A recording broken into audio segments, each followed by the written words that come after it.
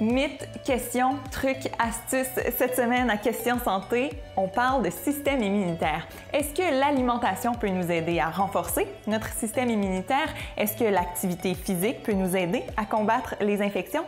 Et comment on peut renforcer un certain système immunitaire psychologique? Avec nos professionnels de la santé, on répond à toutes ces questions. Et pour terminer l'émission, on se demande comment c'est possible de se prioriser soi-même malgré nos obligations professionnelles et familiales.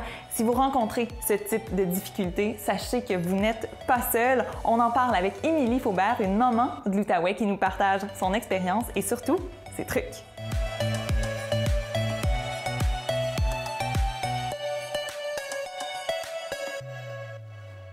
Grippe, rhume, gastro, on est humain et on n'est pas à l'abri des infections. Véronique Ouellette-Saint-Denis, est-ce qu'il existe des aliments pour nous aider à renforcer notre système immunitaire? En fait, c'est pas si simple. La science ne parvient pas à démontrer que certains aliments pourraient avoir un effet mesurable sur les maladies ou les infections. Ce qu'on sait par contre, c'est qu'une alimentation saine, équilibrée, ça l'aiderait à la productivité des cellules soldats, là, les globules blancs. Mais il n'y aurait comme pas d'aliment miracle qui, à lui seul, là, pourrait venir un petit peu comme booster notre système immunitaire. OK, mais par contre, on entend beaucoup parler de la vitamine C. Est-ce que ça, c'est une croyance populaire comme quoi ça aiderait à prévenir le rhume? C'est un mythe, en fait. Malheureusement, les études sont non concluantes chez l'humain. Donc, la vitamine C, pour prévenir un rhume, ça ne diminuerait pas le nombre de rhumes dans une année. On aurait le même nombre de rhumes si on en prend ou si on n'en prend pas. Puis, prendre un supplément de vitamine C pendant un rhume, ça pourrait diminuer la durée des symptômes d'à peu près une demi-journée. Quand on sait qu'un rhume, ça dure en moyenne de 7 à 10 jours, une demi-journée, c'est pas tellement significatif. En effet, non, je pense pas que j'en prendrais juste pour une demi-journée de moins. Je pense qu'à la place, j'irais me coucher. Hein? Oui. Mais par contre, si on a des carences en certains nutriments, certains minéraux, certaines vitamines, là peut-être que ça peut influencer notre système immunitaire. Oui, quelqu'un qui aurait des carences, donc un manque de certaines vitamines ou minéraux, ça peut venir affaiblir son système immunitaire. Par contre, quelqu'un en santé qui mange varié, équilibré, puis qui n'a pas de carence, il n'y aurait aucun avantage à prendre des suppléments dans le but là, de booster son système immunitaire. La clé, là, c'est vraiment une alimentation variée, puis de manger beaucoup de fruits et légumes parce qu'on a beaucoup de vitamines et minéraux qui se cachent dans ce groupe-là. Et c'est pas le temps de faire ça juste à un certain moment de l'année. Disons, on prend le mois de janvier, février, là, on fait ça. Non, il faut le faire pendant l'année. Oui, oui, sur une base régulière. Là. OK. Et là, on a plusieurs aliments. J'imagine que ce sont des aliments à privilégier. Bien, ce sont comme des groupes d'aliments qui contiennent certaines vitamines, certains minéraux qui pourraient jouer un rôle là, en lien avec le système immunitaire. Encore là, ce ne sont pas des aliments miracles, là, OK? C'est vraiment une variété qu'il faut manger. Donc, on a le zinc qui pourrait aider à la cicatrisation puis à combattre les infections. On en trouve notamment dans les huîtres, dans le bœuf ou dans le poulet. Ensuite, on a quand même la vitamine C. Là. On se dit que c'est pas nécessaire de prendre un supplément, mais il faut quand même en consommer suffisamment dans l'alimentation. Par contre, c'est très facile d'aller chercher la vitamine C dont on a besoin pour une journée. Donc, les aliments qui en contiennent beaucoup, brocoli, orange, la famille des agrumes, poivrons, kiwi, des portions de ces aliments-là, vous allez avoir toute la vitamine C dont vous avez besoin dans une journée. C'est-à-dire que, par exemple, une seule orange, pratiquement 2 petits kiwis, une portion de brocoli, bingo. Bingo, plus besoin de s'en faire avec la vitamine C. C'est ça, exactement. Okay. Ensuite, on a la bêta-carotène qui va jouer un rôle pour avoir une peau en santé. C'est important parce que la peau, c'est la première barrière de défense du corps contre les infections.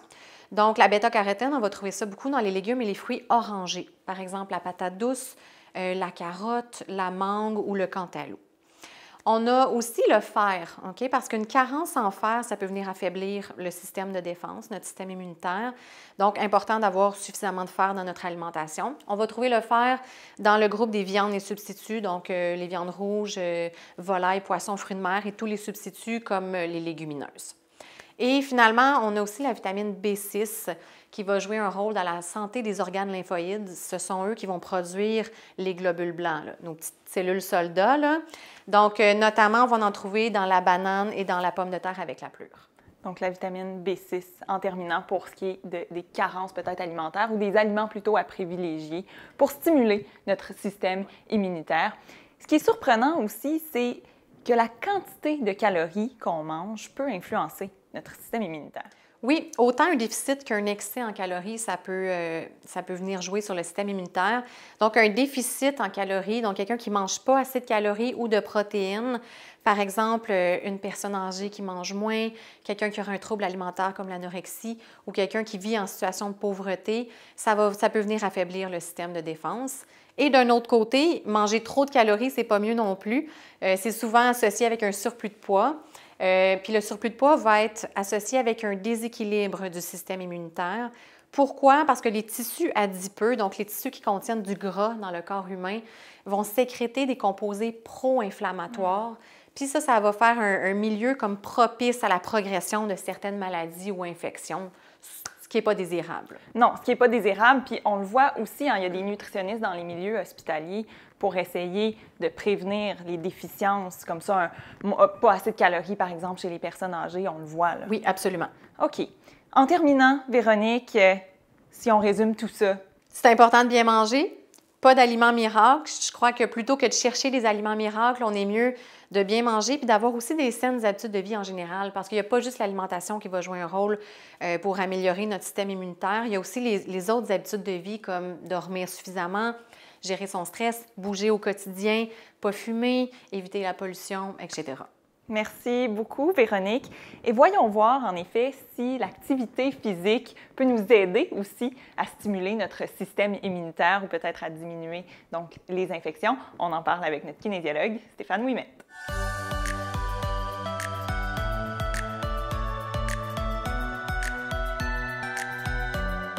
Alors, avec Véronique Ouellette-Saint-Denis, on a appris qu'il n'y a pas nécessairement d'aliments miracles pour nous aider avec le système immunitaire. Par contre, il y a certains aliments, oui, à privilégier. Oui, ça peut aider notre système immunitaire, mais terminer en nous disant que, bon, c'est ça, il y a peut-être plus d'actions qu'on peut faire pour notre santé globale et certainement que bouger peut avoir un impact sur le système immunitaire. Stéphane Ouimet, tu vas nous en dire un peu plus. Absolument. Donc, oui, il va y avoir des effets positifs de l'activité physique, mais il y a une petite bémol à tout ça. Faire de l'activité physique, sur une base générale, a un effet très important sur l'amélioration de notre santé de façon très, très, très générale. Mais pour ce qui est du système immunitaire, on sait que lorsque le corps va faire un petit peu d'exercice, il va augmenter sa production de lymphocytes, ces fameux soldats qui vont être très importants dans la production des différentes globules blanches. Donc, plus on va faire de l'exercice, plus on va produire ces lymphocytes-là, dans la mesure où l'intensité est bien contrôlée. Il va y avoir aussi une amélioration de la résistance de notre système respiratoire. Donc, on sait que des infections vont venir attaquer notre système respiratoire. Donc, le fait de bouger, d'avoir une meilleure corrélation entre mon système pulmonaire et mon système cardiovasculaire, ça va avoir des effets aussi très, très positifs. Donc, effet direct sur les poumons. Absolument. Okay. Puis il y a aussi le système lymphatique. Donc, cette fameuse usine de production de cellules où se retrouve à l'intérieur de tout ça à combattre les infections. Donc, plus notre système lymphatique est puissant, meilleur il est. Évidemment, il va être meilleur à combattre les différentes infections. Qui dit activité physique dit aussi amélioration de notre circulation sanguine. Donc, plus le corps est en mesure de mieux transporter le sang, il va aussi transporter les lymphocytes vers les régions qui sont infectées. Donc, qui dit meilleure circulation sanguine, dit un meilleur combat contre nos fameuses infections. Puis, évidemment, la fatigue et le stress, ce sont deux effets très importants de l'activité physique, d'améliorer justement ma capacité de mieux gérer le stress et de diminuer la fatigue. Et lorsque le corps est fatigué, ou est en présence de très grand stress, il va se retrouver à ouvrir les portes et donc beaucoup plus susceptible aux différentes infections. Et finalement, qui dit activité physique dit ralentissement du vieillissement de nos différents systèmes. Puis le système immunitaire, il ne diffère pas de tout ça. Donc avec le temps, avec le vieillissement, le système immunitaire devient un petit peu moins fort, mais on peut peut-être ralentir un peu ce processus-là par l'activité physique qui est, on espère, une des raisons les meilleures pour faire de l'exercice. Alors, bouger, ça peut vous aider à prévenir peut-être certaines infections. Mais tu as dit qu'il y a un mais. Oui, il y a un mais à l'intérieur de tout ça. Puis ça a fait qu'on sait que l'activité physique, même si c'est très positif lorsqu'elle est faite de façon régulière et d'intensité, dites-vous que c'est toujours une question d'être capable de gérer le stress que je m'impose. Lorsque le stress est beaucoup trop grand, lorsque le volume d'exercice est beaucoup trop grand, ça veut dire que j'en fais juste beaucoup trop dans ma semaine où je les colle soit en durée ou en répétition beaucoup trop. Mais là, on parle d'intensité, puis cette intensité-là, ces volumes-là ont des effets négatifs.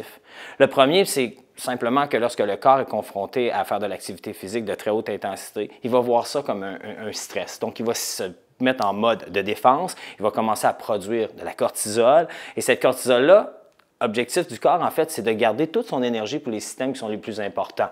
Donc, lorsqu'on fait de l'exercice, le stress est très élevé, on va mettre de côté le système immunitaire, le système digestif et aussi le système reproductif, justement pour concentrer son énergie. Deuxième chose qui se passe, c'est que lorsqu'on fait beaucoup d'exercices, le volume vient jouer contre nous. Donc, ça augmente notre niveau de fatigue et lorsqu'on fait beaucoup d'exercices, on combine souvent volume et intensité.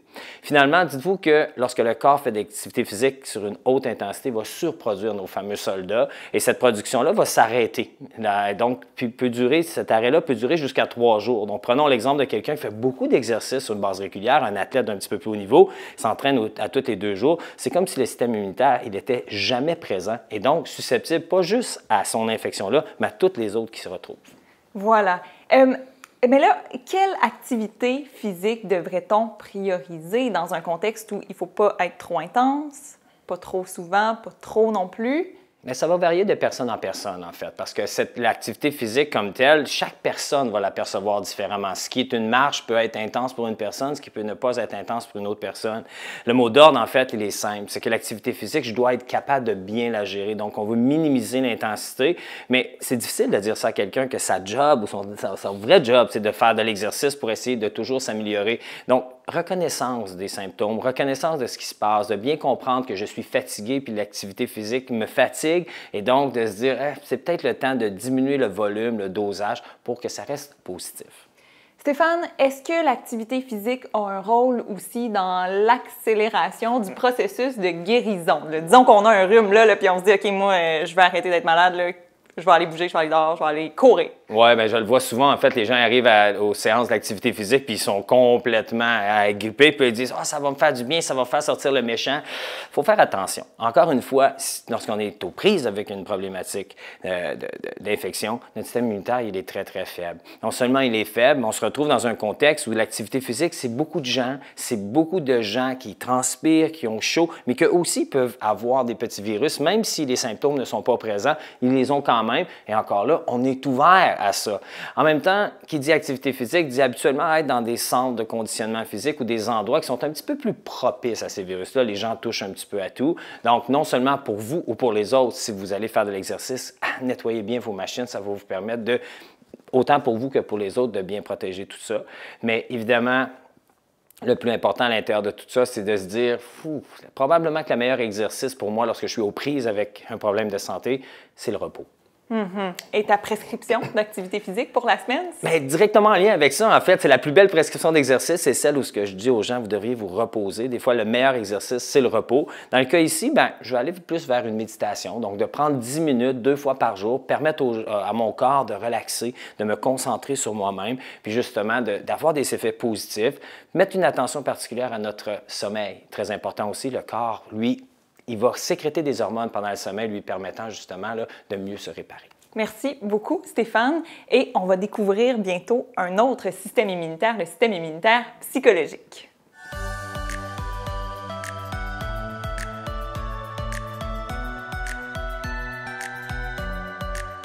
Audrey Saint-Onge, dernièrement, tu m'es arrivée avec l'expression « système immunitaire psychologique ». Tu as vraiment piqué ma curiosité. Puis en plus, tu sembles dire qu'on peut renforcer notre système immunitaire psychologique. Explique-nous ça. Effectivement, le stress, les imprévus, les problèmes, c'est un peu comme les rhumes. On ne peut pas vraiment les éviter. Il y en a dans la vie, puis on n'a pas le choix d'y faire face. Ce qu'on peut faire, par exemple, c'est de devenir plus résistant au stress en boostant notre système immunitaire psychologique. C'est possible de le renforcer, donc notre système immunitaire psychologique. Mais d'abord, qu'est-ce que c'est? Oui, c'est un concept un peu flou. Moi, j'aime bien l'illustrer comme étant un verre. Donc, chaque personne, comme vous pouvez le voir ici, a un verre. Certaines personnes ont un verre très vide. Ça veut dire qu'ils n'ont pas beaucoup de tension, sont très calmes, ils n'ont pas beaucoup de stress présent. Mais il y a d'autres personnes qui ont un verre qui est un peu plus plein parce qu'ils ont beaucoup d'émotions d'accumuler, beaucoup de stress, beaucoup de tension. Et à la base, ces deux personnes-là, bon, on ne voit pas vraiment de différence, sauf quand on vient ajouter du stress dans la vie de ces personnes-là. Est-ce que c'est là que je dois sortir notre fameux stress? Exactement, je vous ai préparé un gros contenant plein de stress. Donc, je vais vous illustrer un peu qu'est-ce qui se passe. C'est quoi la différence entre quelqu'un qui a un bon système immunitaire psychologique et quelqu'un qui a un système immunitaire qui est un peu moins fort. Donc, par exemple, c'est le matin, je m'en vais travailler, ma voiture ne fonctionne pas, j'ai un pneu crevé, je rajoute du stress. Donc, si on voit ma personne qui a un bon système immunitaire, ça ne change rien.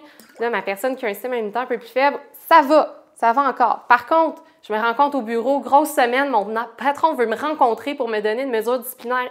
Plus de stress. Ici, ça va toujours.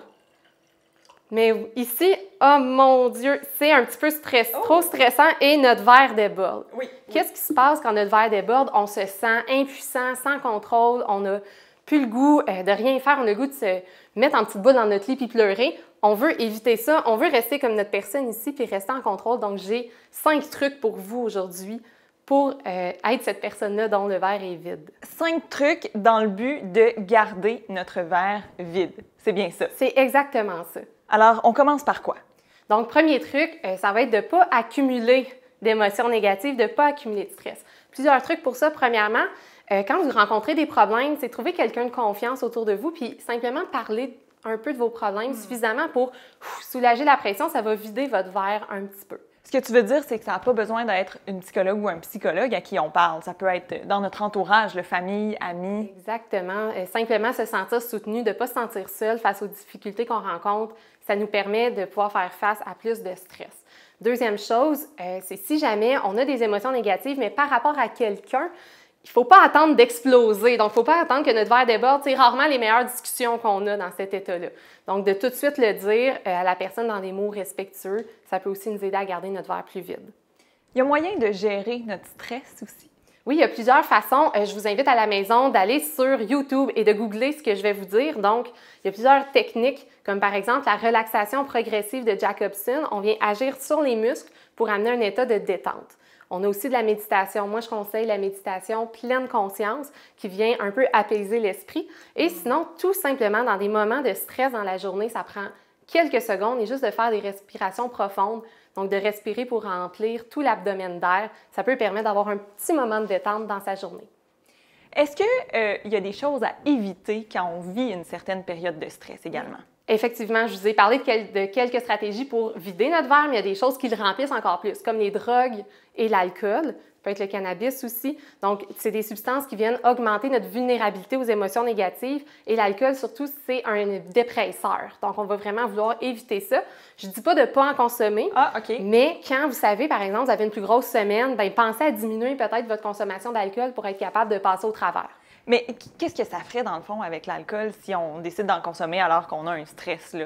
Ça va nous amener des émotions négatives? Oui, vous allez vous sentir plus déprimé, vous allez vous sentir plus irritable probablement, puis la moindre petite chose pourrait vous décourager davantage.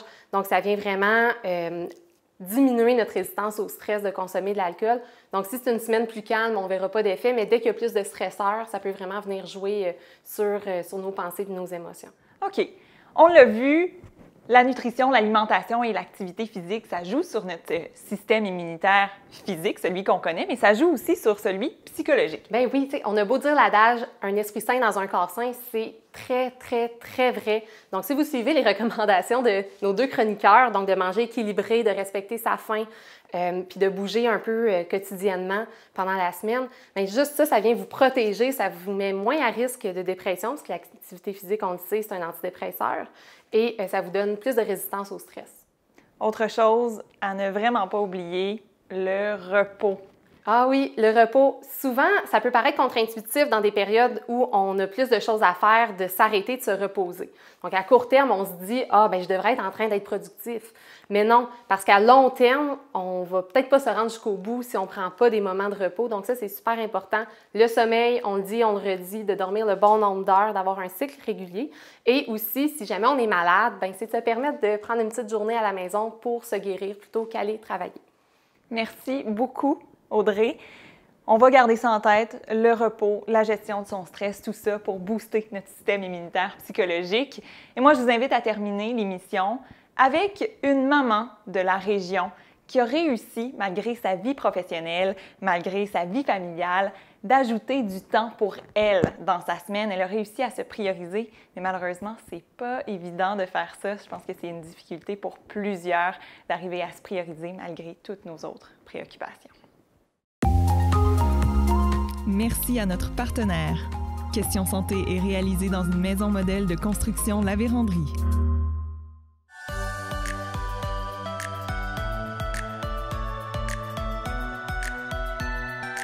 Prendre du temps pour soi, prendre du temps pour sa santé et même s'entraîner, on va se le dire, c'est quelque chose qui peut être assez difficile quand on a de jeunes enfants et quand on travaille peut-être même à temps plein, mais c'est pas impossible. J'en ai la preuve aujourd'hui parce que je suis accompagnée d'une maman de l'Outaouais qui prend du temps chaque jour pour elle. C'est Émilie Faubert. Bonjour Émilie. Bonjour. Émilie, d'ailleurs, mentionnons, on parlait justement du système immunitaire, puis toi, tu es un petit peu affectée aujourd'hui. Merci d'être avec nous malgré tout. Là, on va l'entendre un petit peu dans sa voix. Alors, Émilie, toi, tu as 2 jeunes enfants. Ça, c'est pas un contexte évident là, pour prendre soin de soi. Qu'est-ce qui s'est passé il y a quelques mois ou même quelques années? Mais en fait, j'ai toujours été quelqu'un qui était active. Puis est arrivé, en fait, un super bel événement. Je suis devenue maman. Donc, vite, mon enfant est devenu comme ma priorité. Puis je me suis un peu oubliée là-dedans, mais sans m'en rendre compte sur le coup. C'est vraiment quand j'ai eu ma 2e fille à l'automne 2018 que là, j'ai vu qu'il fallait que je prenne action, repenser à moi, parce que j'avais 2 jeunes enfants. Puis on parle encore aujourd'hui qui sont en bas les 2 de 3 ans. Donc, c'est ça. En fait, aussi, j'avais cumulé un surplus de poids de mes grossesses que je n'avais pas perdu.